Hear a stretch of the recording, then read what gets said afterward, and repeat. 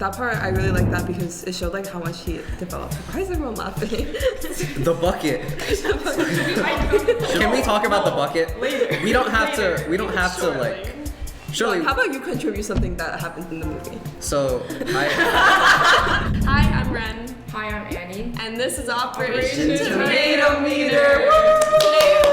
Today we have some very special guests. I'm a senior. My name is Laura.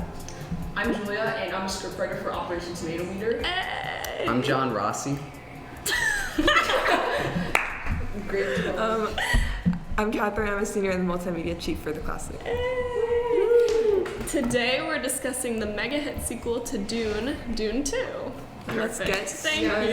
Let's get started. All right. So, like, opening thoughts. Like, what did everyone think when they saw it? I really liked the Dune. Okay. I really like the overall aesthetic of it. Like, I think it really fits the what I envisioned for the original book, and also like everything's very cohesive, and it leads to like a really nice flowy viewing experience. Yeah, as someone who did not read the book, when I was watching the first Dune, I was very confused. But when I watched the second one, it was much more clear, and I knew everything that was going on, which I personally really enjoyed, and I thought it was really great. Yeah, I mean, I agree. I feel like it was really immersive. Like, the cinematography, it was really, like, atmospheric, and it brought me into the world. And I didn't watch the first Dune or read the book, and I felt like I was able to get brought into the world, like, really quickly. No, yeah, the second movie was definitely like a great continuation of the first one, and also like a standalone as itself. The movie was, I would say, incredible. Like minus the storyline, which is in itself, I think, amazing. But the cinematography, as you said, I mean, it was also just beautiful in itself. I've heard a lot of people talk about how, like, these actors that are so well known, like, it's hard to see Paul as the character he is because he's Timothée Chalamet. Like, what were your thoughts on that? Like, do you think they should have casted people who weren't already big in the industry? I mean, honestly, I think the acting was like really, really good. So I didn't really see like Paul as like Timothée Chalamet and like Zendaya's character as Zendaya. I think the acting just made that part kind of not there. Personally, I didn't feel, like, taken out of the movie by the fact that the actors were so famous. I thought, especially Rebecca Ferguson, like, did an amazing job. Like, her acting as a Reverend Mother, like, it was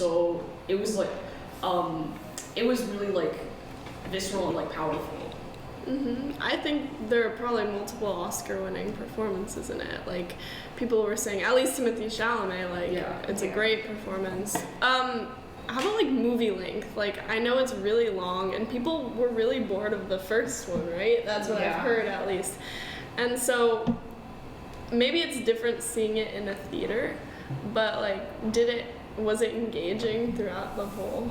I know that people next to me started dozing off, but honestly, I enjoyed it all the way through. I thought that even though it was a long movie, I couldn't tell that it was so long. I felt like I wanted more. I mean, again, it ended off in such a abrupt kind of way, like how the first movie ended off. I guess to create that seamless continuation into the third movie in the future.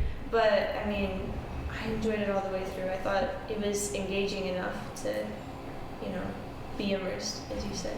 I really liked when they got to the big snake bucket at the end and they said, wow, we found the Dune 2. I think that was my favorite part of the movie. Okay. That was a great answer to your question.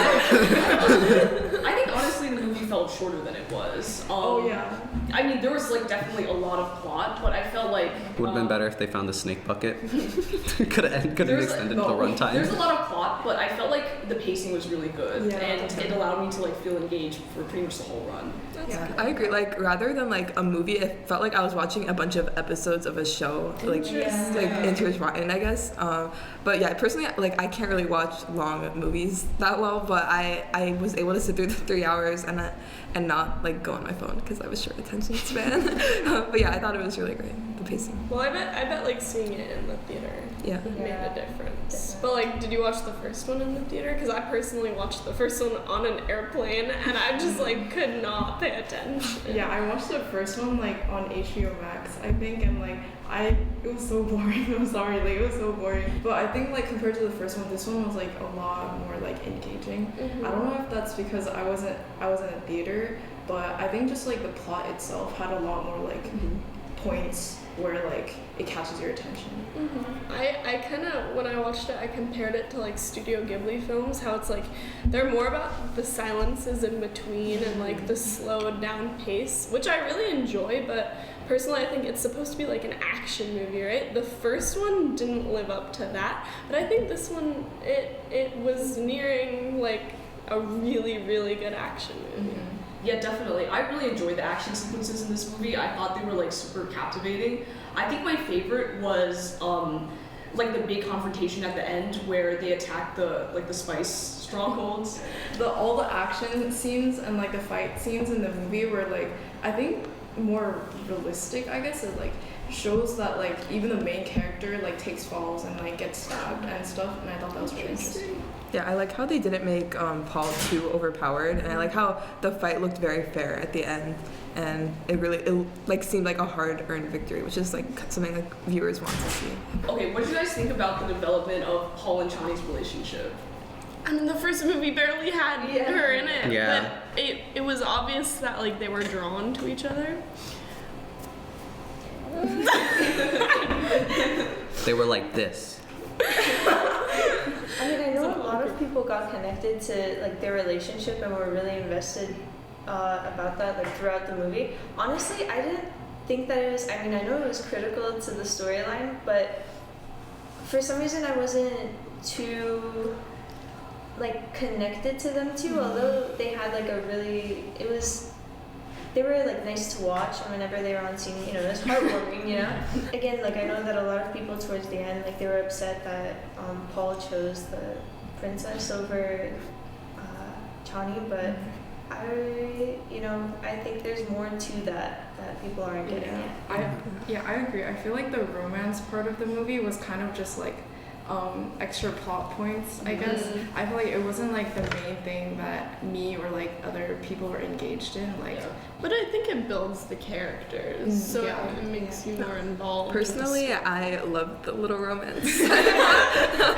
So at the end when he chose the princess, I felt really betrayed. Like, yeah. So I mean, of course I understand why, and that's obviously part of the whole plot. I like Chani as a character. I thought that I liked that she like, despite her romance with Paul, like stood with her ideals. And like as for the romance plotline, I think I liked it. Like I don't think it was like just like plot stuffing. I think it added something to, and it was like involved in the prophecy, like Paul, in regards to Paul. So like I feel like that was an important point, and I like mostly liked it, even though to me like my favorite part were like the action scenes, and like I really like the world building that they included, especially in, like the first part of the movie. Yeah, for sure. As far as sci-fi goes, like where do you think this falls in like the grand span of like sci-fi, the genre? Like, I personally think it's like above Star Trek, but under Star Wars. Like in regard, like just in terms of quality, or like just like everything, like importance? the story, the fan base. Like I know Star Trek has a big fan base, but I think like Dune is I'm pretty sure the most watched movie of 2024 so far. Really? Wow. I'm not like a huge sci-fi watcher, like, but I felt like Dune like just felt really big. Like the world like felt very rich, like you felt really immersed in the world, and like there's just so many like world building details that I appreciated. Like even though I hadn't read the original book, it just made me feel like that there was like the world felt like lived in, like the characters felt like real people. Yeah. I really liked learning more about like the Freeman society at the beginning of the movie and their culture. Like it felt really interesting to me. Yeah, I really like the cultural aspect and how we were able to like really immerse into their world.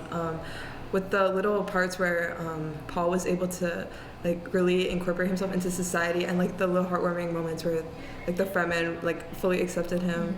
Yeah, and there was that one scene where I don't know what it's called, where he was like on the sand what's it called? Oh, the sand. The sandworm, yeah.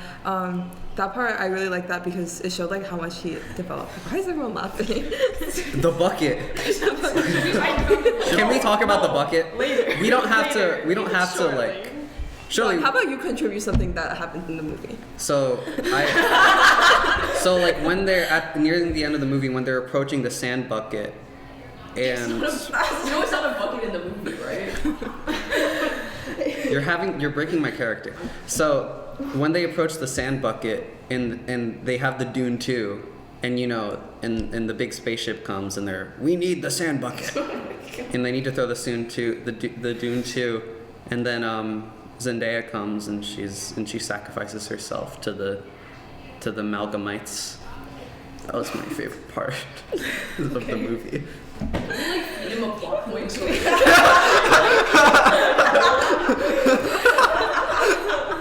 Can I ask a question though? Yeah. So like I think it's important for movies to send a message, and I guess that involves like a real world analog for what the commentary is trying to talk about. I think that's what separates like a good movie from a great movie. So do you feel like Dune, I guess, had an overlying message that isn't necessarily related to science fiction, but something that it's trying to say about the real world? So from what I hear, I haven't read the original book, but like Frank Herbert kind of wrote Dune as like a commentary on imperialism and a critique of imperialism. And I guess watching Dune 2, I got some of that from the time we spent on the planet Arrakis. Like they talked about how the Freeman wanted like self-determination. So that could be like one message audiences could take away from this movie. With that, should we go into ratings? Like, what on a span of 1 to 100, what would you rate this film? I think I would give it like an 87. I think it was really solid. I would say like at least a 90, 91, 92. Yeah, I'd say like 90-ish too. I feel like the entire movie was like very enjoyable, I guess, just like in the shallow like view, but I think it's kind of missing like the more like emotional aspects, I guess. Like I didn't really feel that emotionally connected to like any of the characters or like the movie itself. So yeah, I'd give it like a 90 just because like it didn't have that much like emotional impact on me. I mean, that's a pretty big score for Yeah. I'm gonna give it an 88. Yeah, I'll give it an 86. Yeah, I was gonna give it an 86% filled Dune worm bucket out of 100% full Dune worm bucket of popcorn. All right, let's talk about the Dune. Are we talking about the bucket now? We're gonna talk about the bucket. Did anyone buy the popcorn bucket? I wanted to. I saw was it. going to, but in this capitalist society, $25 is quite a lot of money for a bucket. a bucket of popcorn. The thing is, I was ready to shill out like $24, but the movie theater I was at, it was a Regal, and apparently that's an AMC only thing. So Really? I didn't have the top, I just had the They're repressing the masses. The top is the best part. No, I was waiting to That's the only part I want. want. Against your skin. Movie at that point. Yeah. Dude, that's like I bump it up to 100% popcorn bucket if like with that bucket. Yeah, right?